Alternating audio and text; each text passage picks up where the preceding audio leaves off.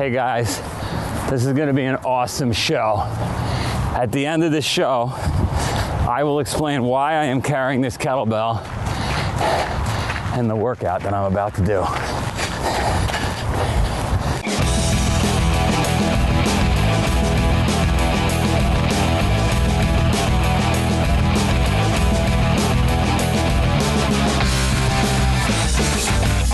Welcome, Spartans. Here we are once again in one of Joe DeSena's beautiful facilities on his farm in Pittsfield, Vermont. I am flanked today by my cohorts, Dr. Del Grimsmo. Hello. I've got Johnny Waite, and I've got Sephra, the Seed Queen, on my far left. And directly in front of us, the master, the mistress of the whole show. The ceremonies, Marion. Oh, la la. In this interview, Joe went out and talked to Rob Koll, the head wrestling coach of Cornell. Wrestler, imagine that. We've done quite a few wrestlers here. But listen, I think the lessons that Rob can talk to us can expand past wrestling, obviously, and can go into many different directions. Yeah, you don't have the kind of success that he's had in that program if it isn't something that can apply to life as well. Right, I think so. So we'll be listening for that while he's talking. So let's go hear what he's got to say, come back and talk about it. Ready? Yeah. We are here for Spartan Up Podcast with Rob Koll, infamous coach from Cornell University. Came up kind enough to train a bunch of Vermonters, which is not the most advanced wrestling state, right? I mean, it's there's some good kids you're finding, but they don't have the programs that some of the big states have. Well, they don't have the numbers, but the talent level and the desire is as good as anybody I've ever coached. You're saying that? I was really impressed with these kids. I really was. They're great kids, and they do anything you ask. Well, that's good to know. So they do that halfway up the mountain with sandbags on their back. I mean, my God. Can you get a shot of the mountain? Show the audience what we're looking at. If you're just listening, it's about an 1,800-foot mountain, goes straight up, and we've got a stone staircase that leads to the top. We hiked it at 6 a.m. Anyway, Spartan Up Podcast is interested in finding what attributes make somebody successful. And so I want to dive in a little bit there. We touched on it when we interviewed you at Cornell, but what are those key virtues, attributes in people that are the differentiators from being successful versus not, in your opinion? Well, as I said, there's no secret to success. For me, it's about how you're brought up and the family you're brought up and the values of that family. You know, those values of discipline and focus and hard work. I mean, it's not rocket science, and it's not a secret recipe. So my 7-year-old painting the house this morning, that's normal. That is absolutely normal for you. But I absolutely guarantee your 7-year-old will be very successful when he's 17 and 70. Can you push too, I'm a new parent, right? I got young kids. Can you push too hard? Well, I see parents, people, I don't know how to answer that question. I'll find out and ask me when my kids are 30. I think you can push the wrong way. I don't think you can encourage. I like to use the word encourage. I mean, you would encourage them to go to school. You encourage them to study hard. Why would you not encourage them to do everything the same way? You want to be excellent, whether they're running, wrestling, or painting a house. Yeah. And so, all right, so it's parenting, right? It's that household. It's work ethic. Yep. Right? But how do you teach, how do you teach commitment and heart and drive? How do you teach that? Well, as I said, you teach it by how you act. My coach used to always say when kids weren't doing things, the right way, and they were telling them about something, he said, your actions are speaking so loudly, I can't hear a word you're saying. I used to love that expression. He used to always say that to me. That's a great saying. And so it's how you act every day. Everybody wants to win when the match starts. Everyone goes, I want to win this so badly. I want to win more than the other guy. It's not a matter of how much you want to win that moment. It's how much you want to win for the years. 3 months before, 6 months before. The week, the month, the years before, and what they're doing every single day. I was recently writing a speech about how we got Spartan to where it is in 4 years, and I started to write it down, and I was thinking all day, and it occurred to me that it was actually 35 years. The business is only 4 years old, but I worked for 35 years, right? And so that's what you're saying. So everything leading up to that moment. Well, it cracks me up. Cornell wrestling has been successful. I mean, as far as the definition of success, as far as winning titles for probably like 15, 16, 17 years. And yet the last 7, 8 years we've been in the top 5, and so people are say, oh, you're overnight succession. I go, yeah, overnight success, 26 years in the making, because I've been there for 26 years, and we didn't have the resources to win up until that point. Doesn't mean I wasn't working just as hard. It just means it takes a while to develop the skills, the traits, the athletes. Let's talk about resources. So I tell my kids all the time, like, what about that guy in Siberia that doesn't really have a professional Olympic-sized swimming pool, but yet he's training, ends up in the Olympics? Like, he doesn't have resources. What do you mean by resources? I mean, nowadays there's no excuse. I mean, you can get online and watch videos, technique videos. When I was growing up, you had to go to a camp. You had to go get a coach. I mean, those guys, I will say those guys are exceptions to the rules. However, they just obviously have something innate, a desire that allows them to overcome their circumstance, because it does make it harder if you don't have a coach. It makes it much more difficult if you don't have a father. It doesn't make it impossible, but you need to have some people have an innate desire and will that allows them to overcome almost any obstacles. And you read about these people, they're great role models. So with Spartan, I don't know if I told you this, we got really close to the Special Forces down in Tampa, Special Operations. We got really close to the MMA guys, and at the end of the day, what we learned from both those organizations was they want American wrestlers. And so that said something to me, which is how we ended up doing this camp. What is it about wrestling that transcends and helps you in special operations or MMA or anything in life? Yeah, well, I mean, that's funny you say, because I know SEALs directly, the swimming and wrestling are the two big recruiting bases. Yeah. And I know we have one of my wrestlers, Jesse Shannon, he just signed up for the SEALs, and his brother is a SEAL. I think it's the individual aspect of the sport. You're a SEAL. You're up, whether you're a sniper, or you're on recon, or you're on your own to a certain degree. But there's also a team aspect, and obviously there's the obvious mental toughness training of wrestling, where there's the physical pain that these guys have to go through. So I think it's a pretty natural, recruiting base, and it just makes you tougher. In the MMA world, we're getting a lot of kids who are coming into my want to become a wrestler because they hear about John Jones or Brock Lesnar or Johnny Hendricks. All these great MMA fighters, and their base is wrestling, and it allows them to be successful. So, I think that's going to be one of our big areas of growth. And so this camp is the first ever Spartan wrestling camp. We did it here in Vermont. And I don't know, you were here all weekend. What'd you think? I thought it was fantastic. The Spartan training side of it fits naturally with wrestling. There's nothing negative to it. It's going to make you a better wrestler, and I can't imagine it won't grow if you really want to do it. Because all the wrestlers that were here this weekend looked at us like we were a little nuts with carrying rocks and sandbags and logs and going up and down the mountain. But you've been around wrestling forever. Yeah, when you say us, you mean you. Because I was one of those guys looking at you and saying you're nuts. And when I was halfway up the mountain and I didn't carry the sandbag, and I'm in 2 inches or 4 inches of snow, ice on slippery rocks, and this trail of kids are behind me, I thought of the carnage, and I couldn't believe it. I mean, these kids are trekking up this mountain straight up. It's almost like they're on a ladder, and there was not a complaint on the group, and the only gasp was when one of the coaches said, yeah, by the way, after practice, when you left the sandbags, they're so happy and they're coming down. And they go, why do we leave the sandbags? The coach said, well, that's so we can go get them later on. We gotta get them later. They're like, oh! I said, I'm not going to be here. All right, we're here at Cornell University's wrestling program, world-class wrestling program, Robert Koll. So, I think you just slipped. I think there is some secret sauce here. You alluded to it earlier. What is it? Well, you hate losing, but you got to back it up by working harder than the competition. And I surround myself with people who really enjoy the job, and it's not work. If you love it and you enjoy being here early and staying late, then it's not work. And people think that we have some secret way that we talk to kids and secret way that we raise money, and it's not. It's just that we're just constantly talking to kids and constantly talking to alumni and letting them know what we need and how they can help us. So you just outwork the competition is the answer. You think that's the secret to success in life, or?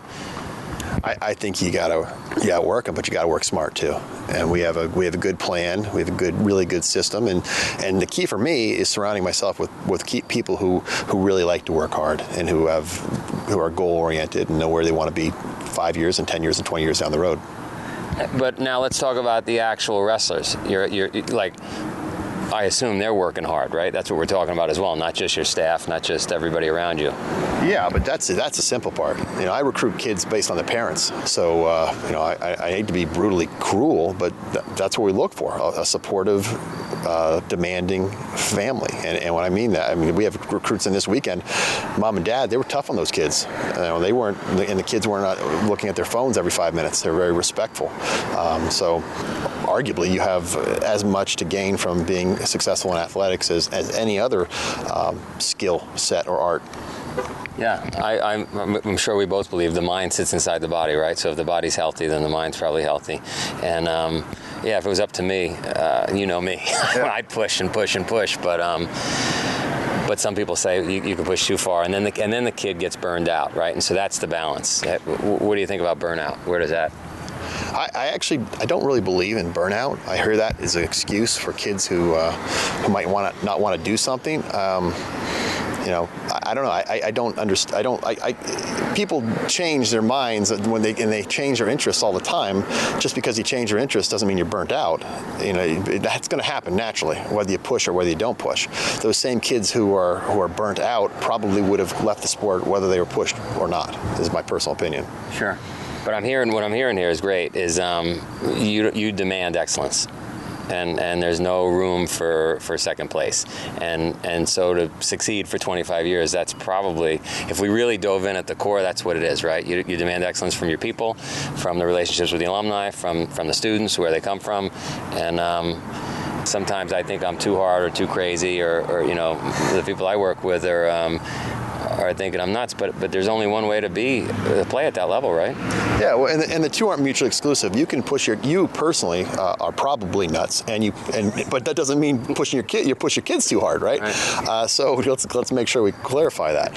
But I worry more about parents who don't push their kids than parents who do push their kids. High-functioning families are going to be extremely demanding, and the results are successful children. And you're going to have some kids who aren't successful, but you're going to just imagine if they weren't pushed. Let's take a 2-second break, and then we'll come back with our friend here that's holding the mic, thank God, because we have an atom smasher under our feet that was causing some headaches with the microphones. It's a particle accelerator. I hope you're not sitting still while you listen. If you are, you better get a burpee break in.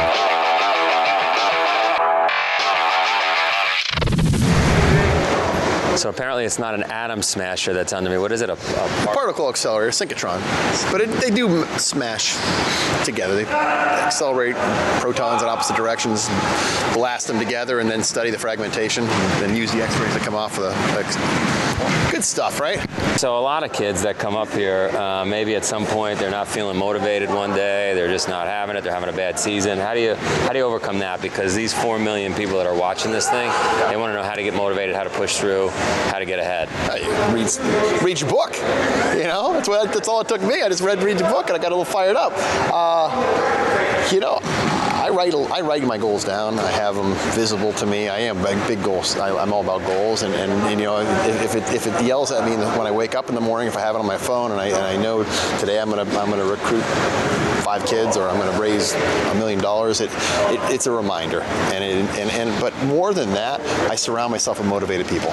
Every one of these kids is incredibly intrinsically motivated. My assistant coaches are intrinsically motivated, and yesterday we had a meeting. I said, guys, I felt like I wasn't doing a good job. I got on them about not getting on me. I want them to motivate me, and you need to surround yourself with people who are going to push you. And that's probably over 25 years, I've had some phenomenal assistant coaches, and when I wasn't doing the job at the highest level, they got on me, and they weren't afraid to yell at me. And that sounds crazy. Don't get me wrong. I don't want it every day, but every now and then I need to be motivated too. If they feel like, hey, you didn't get this done in a timely manner. So part of my direction to them is to make sure they're not afraid to keep me on my toes. But that sounds like integrity. You got to have integrity with yourself, right? Because you make a commitment, you write down the goals, and now you got to stick to it. And then it's a tremendous attribute. So you don't really have an ego if you're able to sit with your own staff and your people and say, hey, listen, I don't think I'm living up to the expectation. Like, that's pretty amazing. Oh, I don't know if it's amazing or if it's self-serving. I want to win, and they're helping me look good. So it's all about making myself look good, right? And that's one of the things I tell the guys. I go, you know what? I want you to work hard to make me look good. And I'm kidding a little bit, but we all have egos, and we all have goals, and for those guys to be on me, they're going to get head coaching jobs if we all win quicker than if we don't.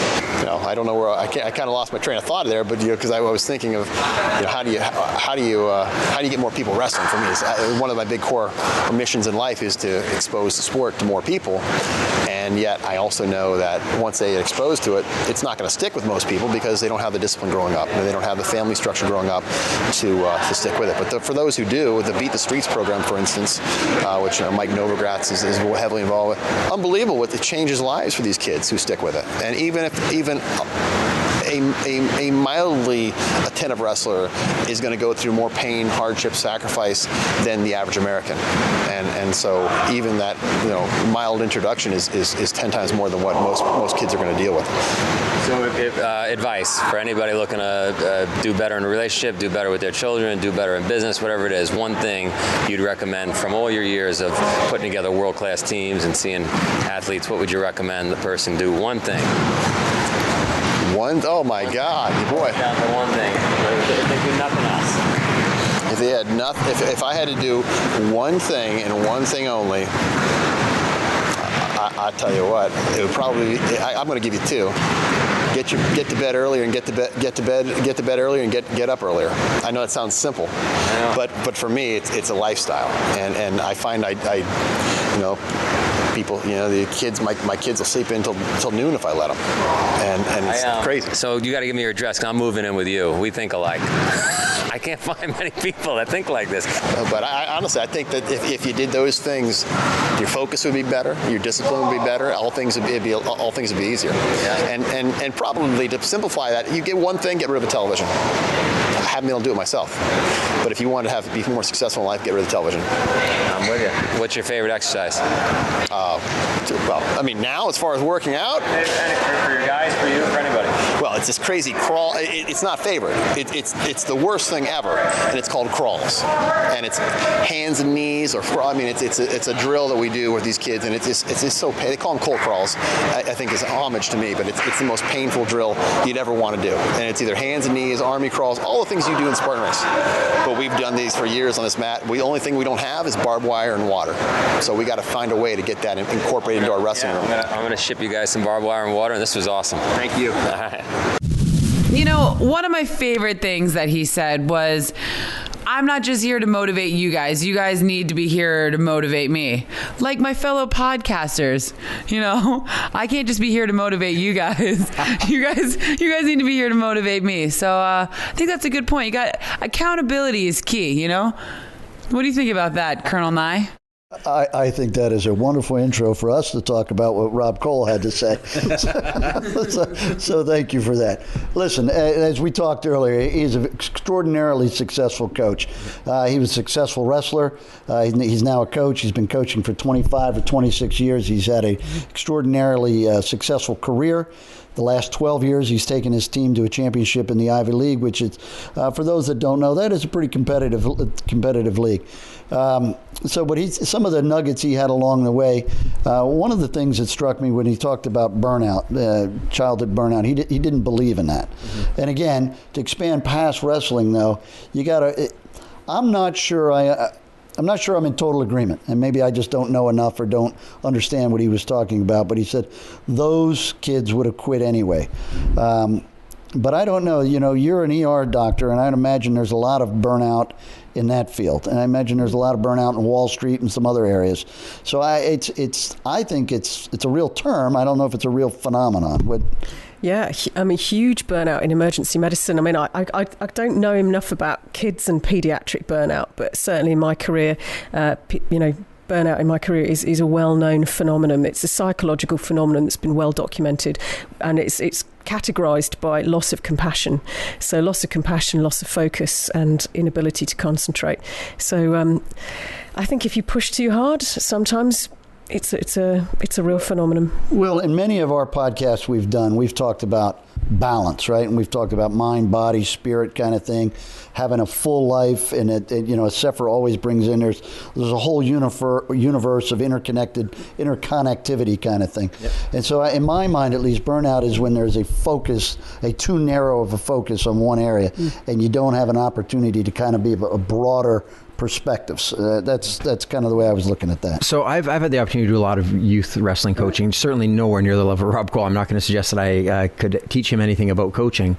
The takeaway that I got from that, though, is that he's a guy who's created a program that is such a high level that he can sit back and simply select the kids that are already wired that way. Right. He just wants the best. Yeah, and I'm not saying it's a bad thing at all, but what I'm saying is I think that as a coach, he's probably able to coach that kid, and he's right. The other kids wouldn't be able to do it at that level. And yet there are other coaches who do create national champions as well, who may not be that kid. You know what I mean? And they actually find ways to draw more out of them. So I think that he's taking a specific athlete with a specific program and fine-tuning them to the point that they're super elite, and that's great.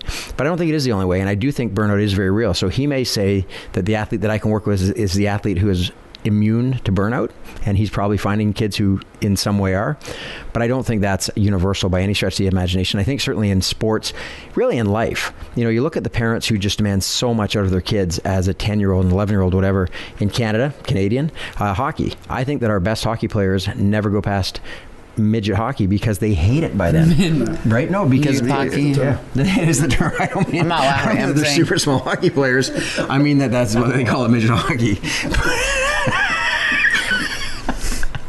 Sorry, but if you're 6 years old and your parents are driving you.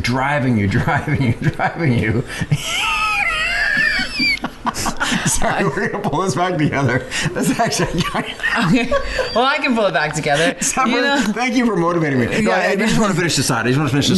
Same with basketball, same with anything. If you're being driven, you're going to burn out. Same with piano. But even to take it into the adult world, there are some great sales managers who can take a person with decent sales skills and turn them into a great salesperson, not by driving them. So I think almost any area, you're going to have different styles for different people. And I think one of the other Cornell coaches actually mentioned that earlier, Damien, and he said different kids can respond differently. And I think, to their credit of that program, I think they probably have different coaches. So I know they have different coaches, but they have different coaching styles where this one may work a little better with that kid. That one may work a little better with that kid. So I just want to sort of say I am with you that I don't agree that there's no burnout.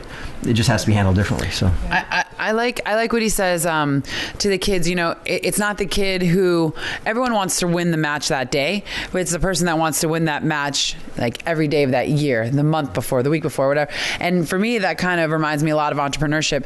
My twin brother and I, working with special operations veterans down in Miami, started the world's first kind of drunken survival school, homesteading, outdoor organic farm type initiative, and it's not like when sure you start. Okay, great point. You mentioned my franchise. Yeah, our idea is trademark. No, mortar and pistol. It's a triple entendre.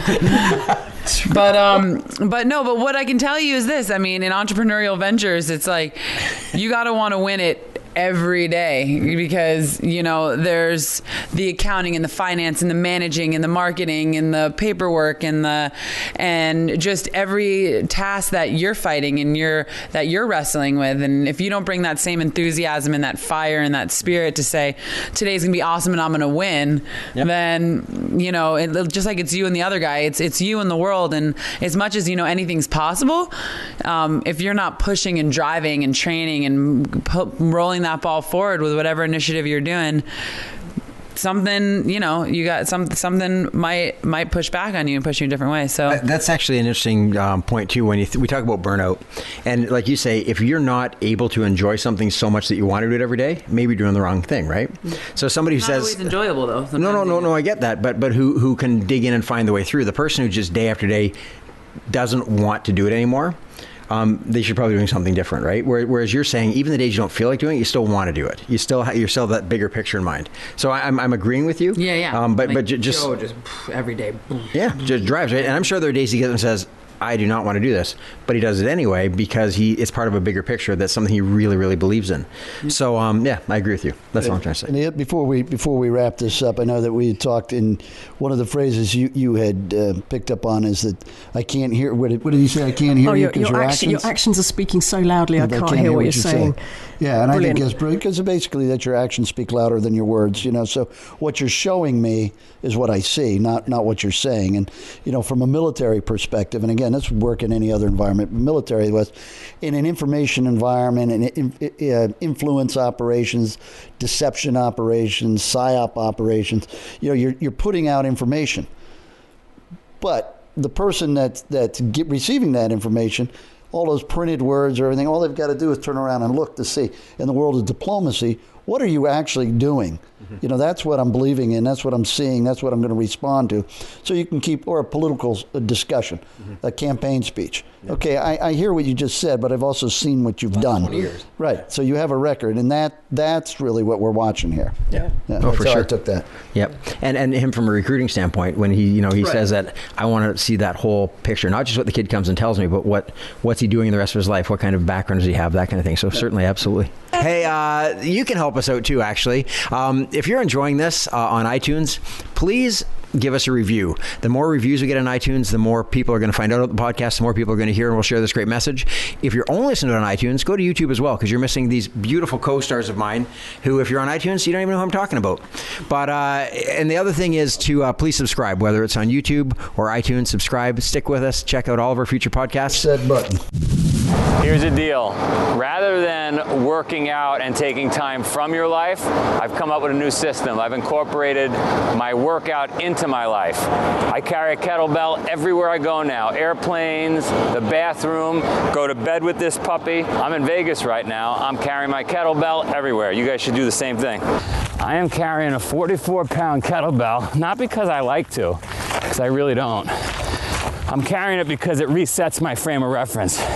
What I mean by that, if you've ever heard of Maslow's hierarchy, the bottom of the hierarchy, the pyramid, there is this concept of people just needing food, water, and shelter.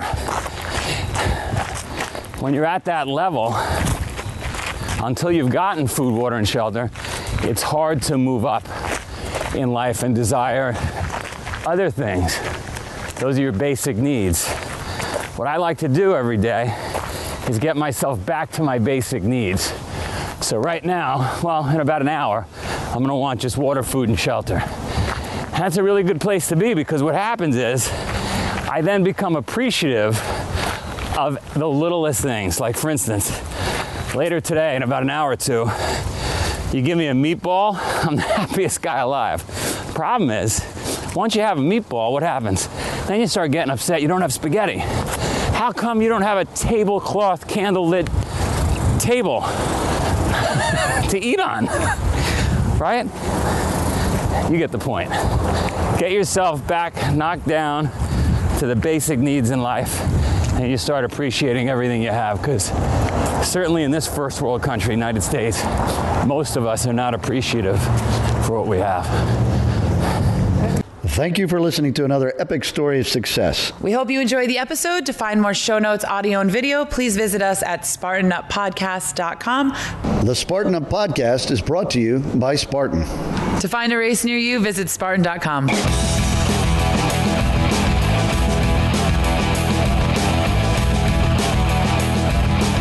got that? Yep, you got that? Do not go in the road. Just go down. Work together, work together. Don't be one-man show. You got to team up, team up. Let's go.